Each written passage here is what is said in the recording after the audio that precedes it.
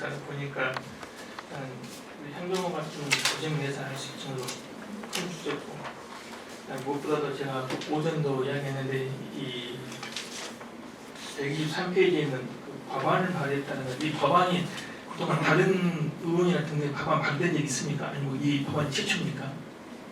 저희 연구에서 이제 그 이상동기 범죄를 무차별 범죄라는 용어로 대체를 할 것을 제안하고 독립된 법률을 이루는 신법을 제안한 건 처음입니다. 그러니까 이게 이제 우리 행정관의 역할이 아닌가. 가끔 제가 우리 법무부 하면 꼭 법안을 만들어달라는 얘기 하는데 기존 학자들은 이제 법안이 필요하다 끝나버리거든요. 우리 행정관까지 법안을 만들어주고 앞으로 제가 행정관에 있으면서 가장 중요한 점 이런 연구를 열심히 한 다음에 그다음 외부에 공포를 할 것인가 그걸 많이 고민합니다. 형사나 공무집행. 그다음에 우리가 자랑할 수 있는 것은 이런 통계에서 법안을 만든 이 법안을 가지고 논의를 하는 것이 이게 논의 자체는 많이 할 수 있으니까 그런 거 보고 고생 많이 하셨고 특히 법안을 발의하는 것 항상 대안을 주셔야 되겠습니까? 우리가 연구하는 걸 남의 다른 게 앞으로 뭐가 필요하다.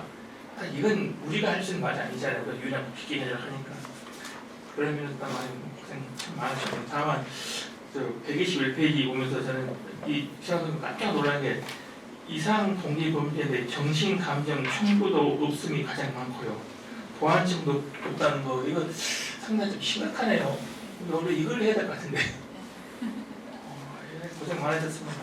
예, 수고하셨습니다. 네, 다음은 형사사법제도에서 참여제도의 현재와 미래 압수수색 과정에서의 참여권을 중심으로 연구를 한 장진환 박사님께서 발표하시겠습니다. 예, 방금 소개받은 장진환입니다.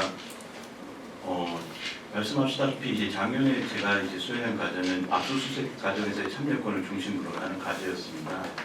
이 과제는 아시다시피 이제 굉장히 논란이 많은 과제입니다. 그리고 재작년에 저희 연구원에서 박희성 박사님이 또 유사한 이 주제를 소위 말해서 연구한 경험이 있습니다. 그래서 저는 이 과제를 맡았을 때 어떤 이제 구상을 했냐면 일단은 이제 많은 논란이 있는데 정말 우리가 이제 증거 기반 형사 정책이라고 하는 것처럼 실질적으로 이제 이론과 실무에서 논의를 이제 각자 가치관에 따라서 하더라도 객관적인 팩트를 정확히 캐치하고 나서 그리고 나서 논의를 하는 것이 필요하다라는 생각을 했습니다.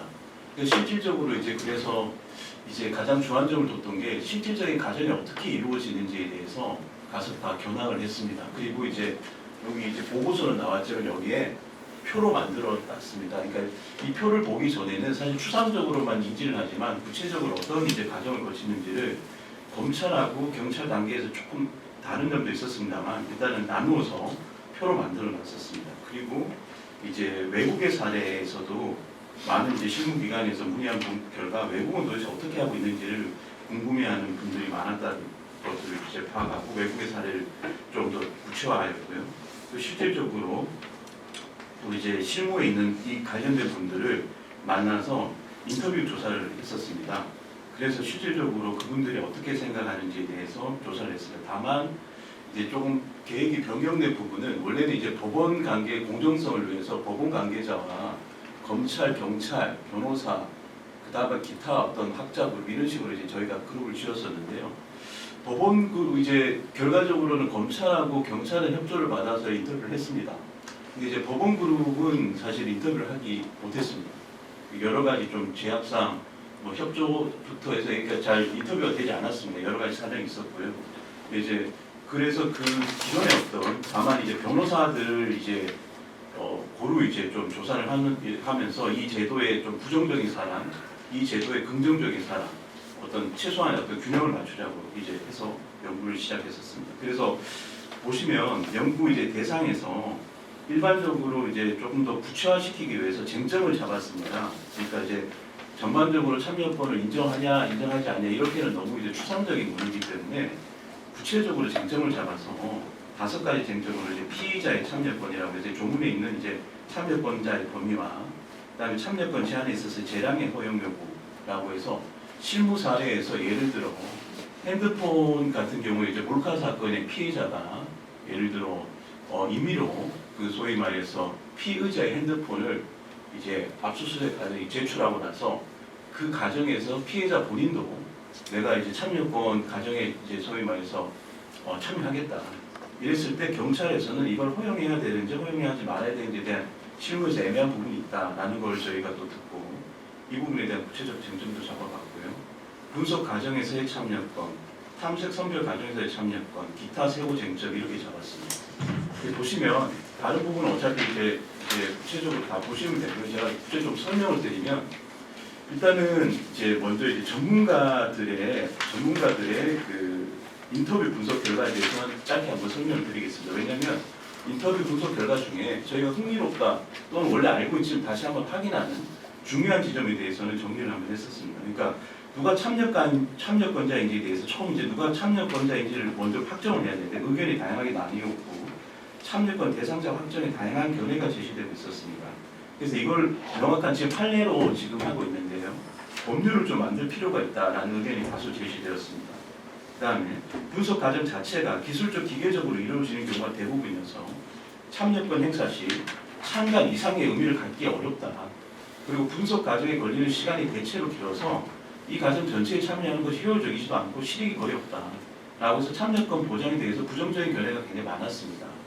수사기관 측에서는 해당 과정이 특히 이제 적용 예를 들어 특별히 이제 기술이 유출될 우려도 있다. 예를 들어 어떤 기계를 거기서 이제 말씀하시는 거는 어떤 기계고 어떤 우리 수사기관이 압수수색 과정에서 어떤 식으로 이제 하는지에 대한 뭐랄까 간접 어떤 정보라고 해야 되나 이런 걸가 유출되는 것만 해도 수사 기법이 유출될 우려도 있다라는 부분도 있습니다.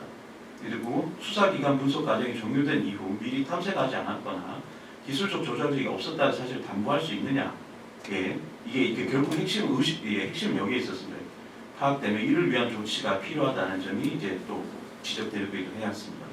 그래서 이제 보시면 탐색 선별 과정에서는 근데 이제 이게 저희가 이제 강조를 이제 나중에 이제 주장에서도 말씀을 드릴 건데 일단 결론부터 잠깐 말씀을 드리면 이 참여권도 모든 전 과정에 있어서 일률적으로 폐지하자 또는 전면적으로 신청 허용하자 이런 과정보다는 저희 연구진은 이것도 구체적으로 한번 나누어 보자. 정말 필요한 부분에 있어서는 더 이게 제도의 취지가 뭐랄까 실현될 수 있도록 강화해주고 정말로 이제 필요 없는 부분 또 수사기관의 어떤 우려 이런 부분들을 반영해서 의미 없는 부분에서는 가감하게 삭제하자 이런 게 이제 저희의 어떤 의견이었습니다. 그래서 탐색 선별 과정에서는 사실 참여권 보장 자체가 필요하다라는 의견이 좀 또 다수였고 저희도 그렇게 생각을 했었습니다. 그런데 이제 분석 과정에서는 사실 큰 의미가 없다. 그 부분에서 참여를 한다고 하더라도 큰 의미가 없다. 뭐 이런 식의 어떤 논리들이 좀 있었습니다. 그래서 구체적으로 이제 쟁점에 대해서는 이렇게 한번 이 구체적인 쟁점 검토 내용은 한번 보시면 될 것 같고요. 마지막에 이제 정책 재원 부분에서 그럼 이 쟁점 5가지에 대해서 어떤 식으로 이제 결론을 맺었느냐가 중요한데요.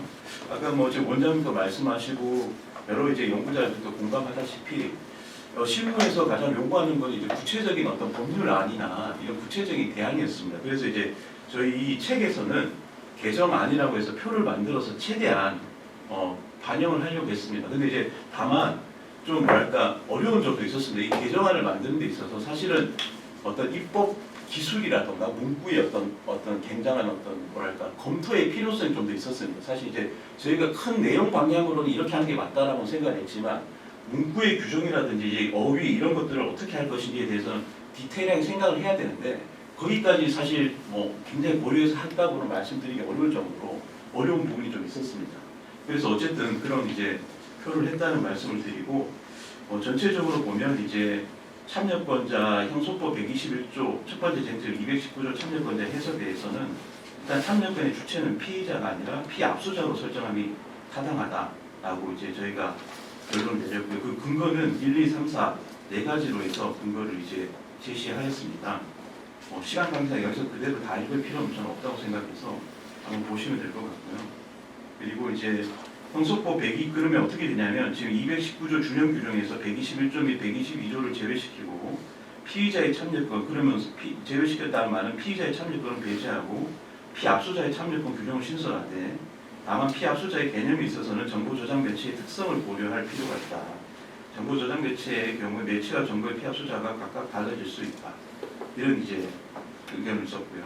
실질적 피압수자의 개념에서도 지금 판례의 태도를 기본적으로 존중하고 매체를 기준으로 피합수자를 가리되 매체의 피합수자와 전자정보의 피합수자가 서로 다름이 명백하고 전자정보의 피합수자만이 압수수색과의 실질적 이해관계를 가지는 경우 전자정보의 피합수자에까지 참여권을 보장하고 이때 전자정보의 피합수자인지 여부는 정보에 관한 전속적 이제 관리 처분자인지 여부를 기준으로 판별하는 것이 타당하다라고 이제 결론을 내셨고요.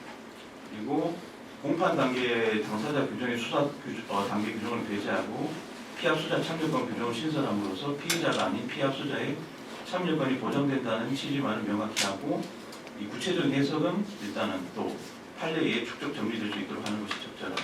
이런 식으로 했고요. 이제 분석 과정 아까 말씀드렸듯이 참여권이 있어서 제한에 있어서 재량의 정도 이 부분이 아까 제가 처음에 했던 어떤 경찰에서 했던 문제 사례에 관련해서 실질적으로는 저희가 형식적 피합수자가 피해자인 경우 아까 말했던 그 사례입니다. 전자정보의 탐색 선별 과정의 참여를 보장할 필요성은 좀 낮다고 저희는 봤습니다. 오히려 그로 인해 인권 침해가 더 강하다고 봐서 이런 이제 결론을 이제 내렸고요. 분석 과정에서는 저희는 이제 다시 한번 강조하면 참여권 보장 취지와 직접적 관련이 없다. 그래서 실익이 거의 없다. 그렇기 때문에 이 부분에서는 과감하게 삭제하는 게 맞고 다만 이제 우려가 있는 부분에 한해서는 그 과정 무결성 보장에서 기술적 조치 등을 강화하거나 분석 과정 검증이 필요할 것으로 예상되는 경우 재판 과정에서 재현을 위해 이미지 파일을 예외적으로 보관할 수 있도록 하는 등의 기술적 제도적 대안을 강구할 필요도 있다. 이런 부분을 했고요. 탐색 선별 과정에서는 지금처럼 유지하되 어떻게 보면 더 현실화될 수 있도록 탐색 선별 과정 전후에 변호인이 별도의 서면 의견을 제출할 수 있고 수사 기록에 편철되도록 규정하고 또 이런 것들을 지금 현재는 하고 있거나 하지만 구체적인 어떤 조문이나 내규 이 정도의 어떤 뭐랄까 구체적인 게 제가 물어보니까 잘 없다고 하더라고요. 그래서 이 부분을 아예 조금 법률이나 사실 이제 아니면 법률이 힘들고 하위 법규인 내규까지라도 좀 규정을 하는 것이 좀 어떨까라는 의견에서 그런 부분을 적어봤습니다. 그리고 이제 마지막으로 이제 제가 하면서 아까 비교법 부분에 대한 부분도 있었는데요. 비교법 부분의 검토 결과 이처럼 비교법 부분을 저희가 좀 신경 써서 해보기로 시도를 많이 했었습니다. 근데 이제 결론부터 말하면 우리나라하고 유사한 독일하고 이제 미국하고 일본을 봤는데요. 우리나라하고 지금 유사한 이런 형태를 가진 어떤 국가들은 시행하고 있는 국가들은 없다는 게 저희의 결론이었습니다. 다만 이제 이게 문헌적인 연구만으로 한계가 있어서 최대한 이제 예를 들어 메일로 이제 실무 관계자들 아는 분들한테는 메일로 한번 물어본 적도 있었고요.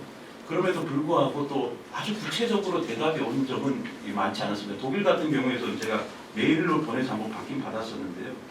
그 경우에서도 지금 이제 우리나라의 제도에 대한 어떤 전반적인 내용을 다 설명을 해주고 이런 질문을 좀 해야 되는데 전체적으로 아마 그런 부분이 좀 약해서 그런지 어쨌든 핵심적인 부분에 대해서는 저희가 이제 요구하는 정도로 완전히 입체적인 비교 정도는 보기 힘들었지만 그럼에도 불구하고 이제 중간 결론을 내려보자면 저희가 결론적으로 우리나라처럼 하는 나라는 많지 않았다.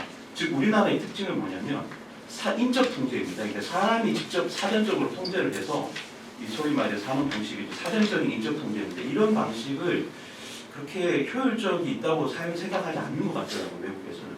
그래서 오히려 그냥 이제 어떻게 보면 수사기관을 이게 좀 어려운 부분인데 수사기관을 믿고 행동하는 부분이 수사기관에 대한 신뢰도 차이도 있겠지만 있고 그리고 사후에 이런 위법이 있다면 이를 철저하게 처벌하는 사후적 통제 기능 이런 부분으로 하고 있는데 지금 이제 각각 이제 본 문화가 달라서 우리나라 같은 경우에 이런 부분에 있어서 사실 이게 어떻게 미룰 수 있느냐 사후적 통제를 한다고 하지만 어떤 이제 이 구체적인 대안이 있냐 이런 비판도 여전히 있습니다. 그럼에도 불구하고 어쨌든 비교법에서는 그 정도의 그런 이제 결론을 이제 저희가 내려서 참고하여 비교법을 얼마든지 사실 이제 참고의 자료를 근거로 참고하여 이런 결론을 내렸습니다. 예, 이상입니다.